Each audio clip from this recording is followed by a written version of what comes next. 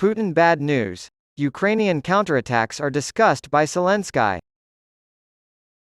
Zelensky said on Saturday in Kiev that counter-offensive and defensive actions are underway, but he would not elaborate.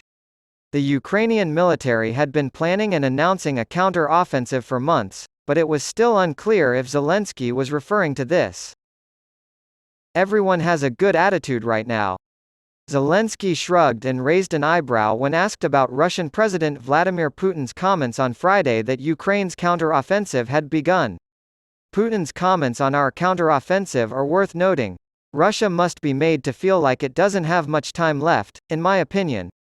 Zelensky also mentioned that he was in daily touch with superiors. Tell Putin that people are generally upbeat. Ukrainian forces were keeping quiet about their planned offensive. Putin said the strategic reserves deployment would signal the beginning of the counteroffensive. However, the Ukrainian military has failed thus far.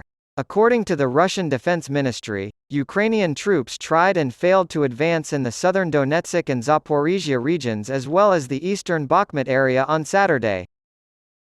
The Ukrainian military lost up to 300 men and as many as 9 tanks, 4 Leopards, and 11 APCs, 5 American Bradleys, in a single day in the areas mentioned. Igor Konashenkov, a spokesman for Russia's defense ministry, made the statement on Saturday. It was also reported that a French César howitzer had been lost. There is no way to independently confirm the data. We were able to successfully fend off all attacks. In addition to the attacks south of the village of Velika Novosilka, there were also attacks near the city of Orikhiv and along the border between the Zaporizhia and Donetsk regions, the report claimed. As a result of Russian artillery fire, all enemy attacks were repulsed, and 2 Ukrainian marching columns were destroyed. After that, the authorities showed photos of destroyed tanks. The Russian Ministry of Defense's claims of heavy casualties on the Ukrainian side have historically been proven to be inflated.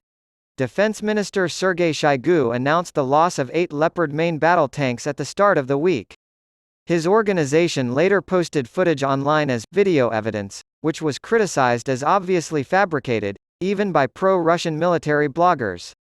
For instance, the images presented by the ministry as the killing of a Leopard show a shot accidentally fired at a tractor. Gained 1.4 kilometers. Ukraine's data is inconsistent. Ukrainian forces have reportedly made gains of up to 1.4 kilometers. On Saturday, a spokesman for East Command said, "We're trying to attack the enemy, we're counterattacking." The Russian army also made some unsuccessful attacks. Most accounts of the war's development cannot be checked for accuracy. The Ukraine launched a counteroffensive across at least 4 front sectors, according to the U.S. Institute for War Studies, ISW. According to the most recent situation report released on Friday, local time, fighting occurred near the cities of Bakhmut and Kremina, as well as in the southwest of the Donetsk region and the west of the Zaporizhia region, citing information from Kiev, Moscow, and Russian military bloggers. Southeastern and Eastern operations.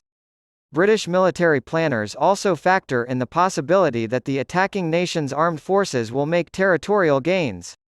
The British Ministry of Defence reported on Saturday that significant Ukrainian military operations had taken place in the east and south of the country over the previous 48 hours. The Ukrainians have broken through the first Russian line of defense, but their progress is slower elsewhere. The Russian side would have put up a respectable defense in a few instances. However, other units probably retreated in a state of chaos. There were more reports of Russian casualties as they withdrew through their own minefields.